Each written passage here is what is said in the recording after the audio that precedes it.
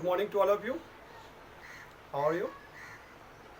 अभी तो आपका रिकॉर्डिंग वीडियो है, कोई बात नहीं है, जल्दी ही लाइव आऊँगा। अगर सब्सक्राइबर बढ़े तो मैं जल्दी ही लाइव आऊँगा।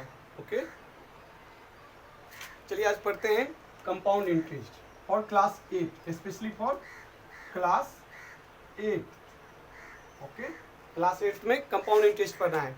मैंने पिछले वीडियो में सिंपल इंटरेस्ट और कंपाउंड इंटरेस्ट के बारे में बताया था कि इंटरेस्ट दो टाइप के होते हैं, एक सिंपल और दूसरा कंपाउंड।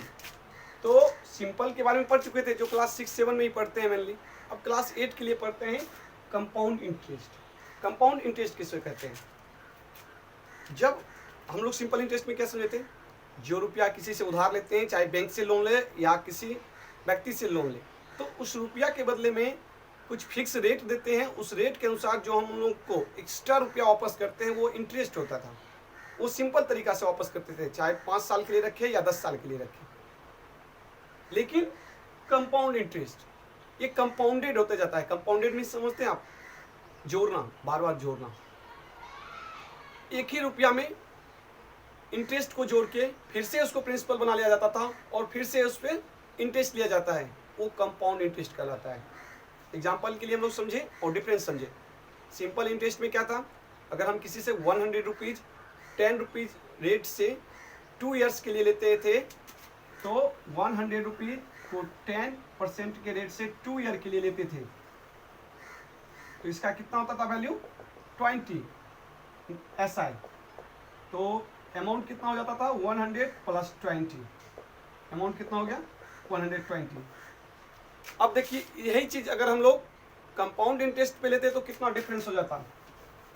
कंपाउंड इंटरेस्ट में अगर जो इंटरेस्ट है वो कंपाउंडेड किया जा रहा है, एनुअली कंपाउंड कर दिया जा रहा है, मतलब 1 साल का जो इंटरेस्ट हो रहा है उसको जोड़ देता है प्रिंसिपल में। तो देखिए कैसे होता है। अगर हम पहले हम लोग सिंपल इंटरेस्ट के अकॉर्डिंग ही समझेंगे कंपाउंड इंटरेस्ट।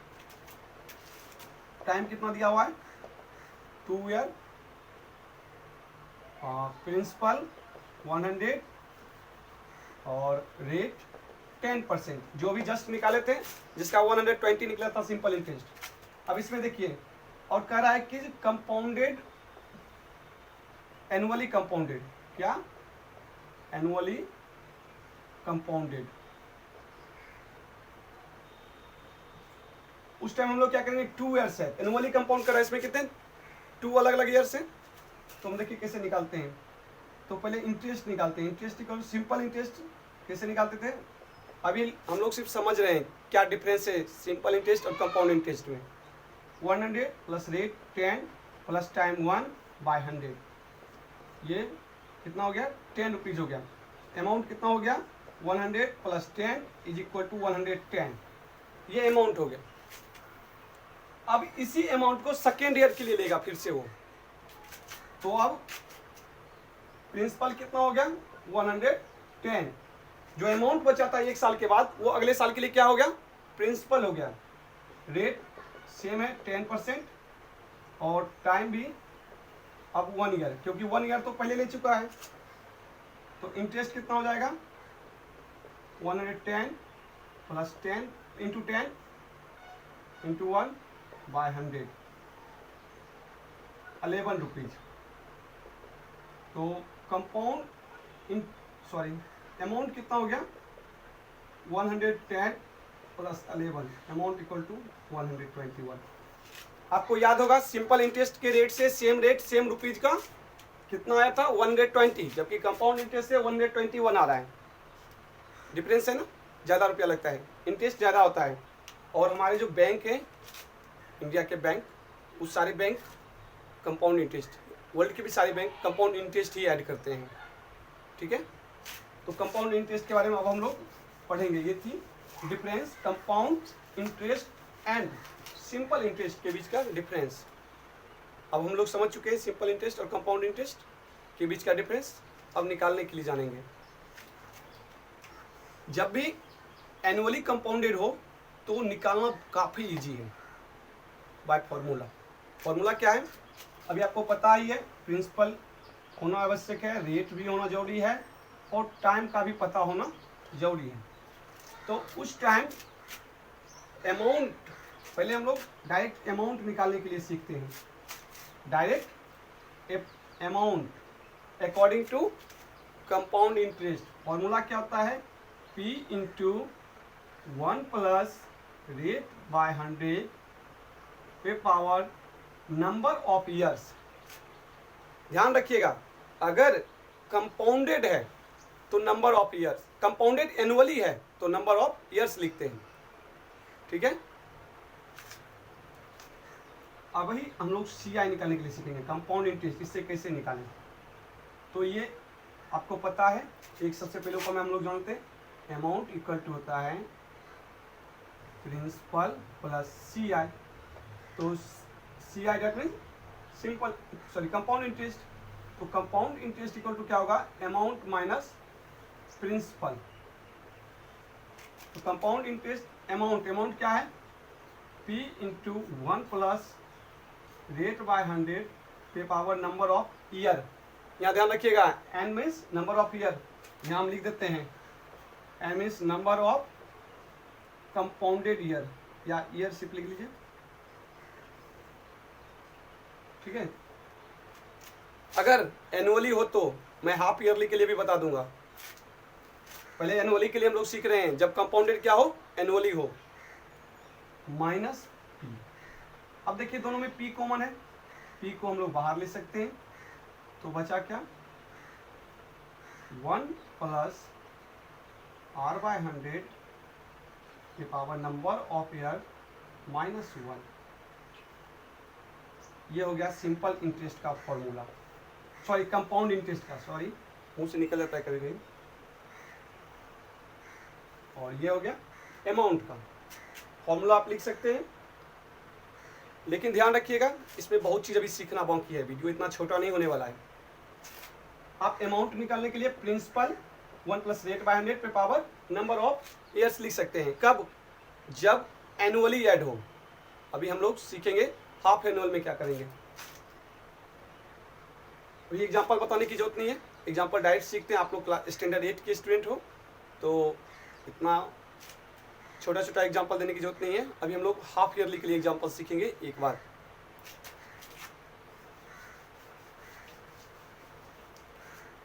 प्रिंसिपल मान लेते हैं 500, रेट 10% एनुअली, टाइम 2 ईयर, और ब्रैकेट में लिख देते हैं कंपाउंडेड इन हाफ ईयर। मतलब हाफ ईयर में ही कंपाउंड हो रहा है, ठीक है।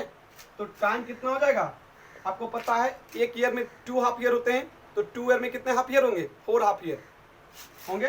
तो टाइम कितना हो गया, 4 हाफ ईयर। रेट क्या लग रहा है, 10% एनुअली लग रहा है ना। हाफ एनुअल में क्या लगेगा, हाफ ईयर में क्या लगेगा, हाफ लगेगा।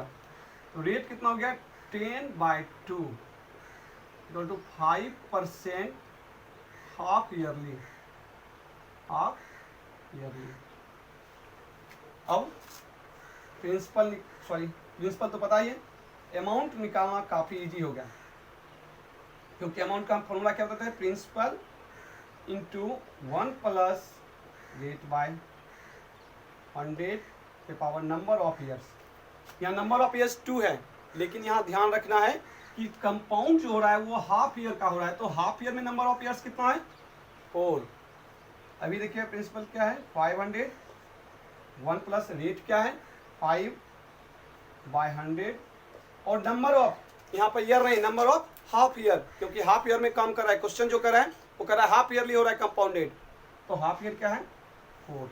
यहाँ पर टाइम, अब आप इसके आगे आप सॉल्व कर सकते हैं, इससे आप अमाउंट निकाल सकते हैं। हो गया, ये एक हो गया। दूसरा सीखते हैं, बहुत सारे पॉइंट पढ़ना है इसमें। दूसरा पॉइंट आता है कि कभी कभी आपको 2 रेट में दिया जाएगा। जो लोन होता है क्वेश्चन में, या अभी आप पढ़िएगा बैंकिंग के क्षेत्रों में, या आगे आप बैंक में देखते हैं, तो रेट कभी कभी तो 2 टाइप के दिए जाते हैं। मतलब आपको बताया जाएगा कि पहले 1 साल आपको 10% लग रहे हैं और अगले 2 साल आपको 12% लगेंगे। तो उस टाइम क्या करेंगे, जब रेट दो टाइप्स के हो, रेट इक्वल टू क्या हो, R1 and R2, when rate equal to R1% and R2%, उस कंडीशन में हम लोग क्या करेंगे। सो देखिए टाइम भी हम लोग रखेंगे T1 years and T2 years. हम लोग पहले समझते लिखे क्यों है। मैंने क्या बताया था, क्वेश्चन में कभी कभी आपको दिया जाएगा कि रेट जो है पहले कुछ सालों के लिए कुछ अलग है। तो R1 है पहले T1 ईयर्स के लिए, और R2% है पहले अगले T2 ईयर्स के लिए, मतलब बाकी सालों के लिए। तो उस टाइम हम लोग अमाउंट कैसे निकालेंगे। प्रिंसिपल तो सेम ही रहेगा, प्रिंसिपल जो है सो सेम ही रहेगा, रेट और टाइम को बदल सकता है। अमाउंट इक्वल टू हो जाएगा principal into 1 plus R1 by 100 by number of T1 year into 1 plus R2 by 100 by number of T2 year. यहाँ हम लोग क्या समझेंगे कि देखिए रेट एक करा कि पहले मानते 10% करा है पहले फर्स्ट ईयर के लिए, 1 ईयर के लिए, और अगले बार करा है कि 12% लगेगा नेक्स्ट 2 ईयर के लिए, या 1 ईयर के लिए ही, 1 ईयर के लिए। प्रिंसिपल 500 ही लेते हैं, एग्जाम्पल से भी हम लोग समझेंगे, ठीक है। तो अमाउंट इक्वल टू हो जाएगा, प्रिंसिपल कितना लेते हैं 500। क्वेश्चन में कह रहा है कि पहले साल के लिए आपको 10% लगेगा, तो 1 प्लस 10 बाय 100, R1 कितना करा है 10, तो पहले साल के लिए तो T1 ईयर कितना हो गया 1 लिखने की कोई जरूरत नहीं है, फिर भी हम लिखते हैं समझने के लिए, कभी कभी 2 ईयर्स आ सकता है, उस टाइम कंफ्यूज ना हो। अब यहाँ कह रहा है कि अगले सालों के लिए, फिर जब आप किसी से लोन 2 ईयर्स के लिए ले रहे हैं, तो वो आपको कंडीशन देगा कि पहले ईयर्स हम आपसे 10% लेंगे और सेकेंड ईयर 12% लेंगे। तो उस टाइम क्या करें, R2 क्या हो गया 12%, 12 बाय 100। अब नंबर ऑफ T2 ईयर, मतलब दूसरा साल कितने दिन के लिए, 1 ईयर के लिए ही है 1। अब आप इसको इजीली सॉल्व कर सकते हैं, हो गया, इस कंडीशन में भी समझ गए। दूसरा तीसरा देखते हैं, 2 तो हो गया। नहीं सीखिएगा तो बताइएगा जरूर, मैं फिर से अपनी तरह से पूरी कोशिश करूंगा कि आपको अच्छे से अच्छे तरीके से समझा पाऊँ। ओके, कभी कभी आप देखिए टाइम जो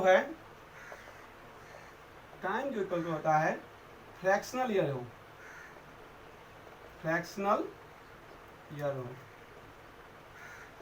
टाइम जो है फ्रैक्शनल ईयर से, फ्रैक्शनल ईयर समझते हैं 2 होल 1/4 ईयर, ठीक है। जब कभी कभी ऐसा हो तब हम लोग क्या करेंगे, कुछ नहीं करना है, घबराना नहीं है, हम बताते हैं क्या करना है। व्हेन, ये पॉइंट बना लीजिएगा, when time is equal to fractional year, जब टाइम क्या हो फ्रैक्शनल ईयर्स में हो, उस टाइम हम लोग कैसे करेंगे देखते हैं। सबसे पहले हम फ्रैक्शन में बांटना सीख लेते हैं, बचपन से पढ़ते आ रहे हैं, क्लास 5 से जब भी फ्रैक्शन पढ़े हैं। ये कौन सा फ्रैक्शन है, मिक्स्ड फ्रैक्शन है, और इसमें ये है इंटीग्रल पार्ट। क्या है ये, इंटीग्रल पार्ट, और ये क्या है फ्रैक्शनल पार्ट,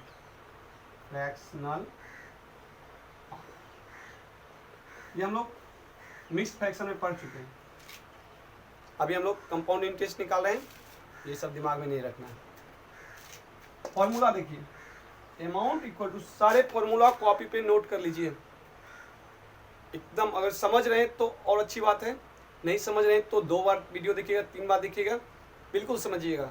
फिर भी नहीं समझेंगे तो आप कमेंट करिए, या जिस ग्रुप में मैं लिंक भेजूंगा उसमें आप क्लियरली बोलिए कि सर मैं ये पॉइंट नहीं समझ रहा हूँ, मैं आपके लिए स्पेशली फिर से वीडियो बनाऊंगा। ओके, तो देखते हैं, amount equal to P into 1 plus r by 100, ये तो नॉर्मल फॉर्मूला था, बाय नंबर ऑफ, यहाँ ध्यान रखिएगा, number of integral year, integral part into, multiply का साइन है, बड़ा सा दे रहे हैं क्योंकि ये ऊपर में बड़ा हो रहा है, 1 प्लस फ्रैक्शनल पार्ट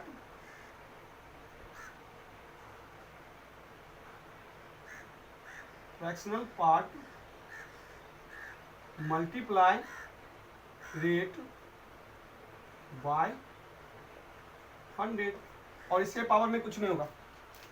ठीक है, अभी हम लोग फ्रैक्शनल पार्ट भी देख सकें, क्या है, 2 होल 1/4 ईयर्स, प्रिंसिपल वही 500 और रेट 10%। इजी एग्जांपल लेते हैं, तो अमाउंट इक्वल टू क्या हो जाएगा, प्रिंसिपल 500, 1 प्लस रेट क्या है 10 बाय 100। अभी मैंने क्या बताया, नंबर ऑफ इंटीग्रल पार्ट, आपका जो ये फ्रैक्शन क्वेश्चन में दिया गया है, इसमें इंटीग्रल पार्ट कितने हैं, 2 multiply 1 plus fractional part into rate, fractional part क्या है 1/4, 1/4 इंटू रेट कितना है 10%, 10/100। देखिए अब इसे आप सॉल्व कर सकते हैं,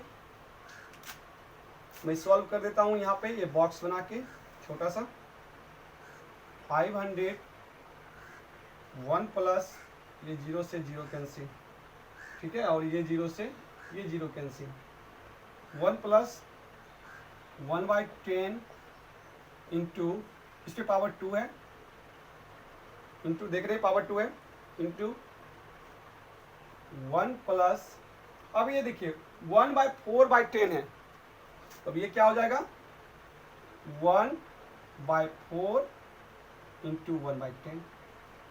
लिख सकते हैं सर, नहीं लिख सकते तो समझिए कैसे लिखते हैं, हम डायरेक्ट लिख देते हैं 1/40, और इसके पावर में कुछ नहीं है, कैसे लिखते हैं वो देखिए, 4 जो है 1/4 डिनोमिनेटर है, और ये 10 का डिनोमिनेटर है 10, तो डिनोमिनेटर सेम होगा, ऐसे नहीं समझते तो ऐसे समझिए, 1/4 इंटू 10/1 का रेसिप्रोकल क्या हो जाएगा 1/10, तो कितना होता है 1/40 होता है। इसको नहीं सिर्फ समझना है, ये सब एकदम बचपन में सीख चुके हैं कैसे ये डिनोमिनेटर को मल्टीप्लाई करते हैं।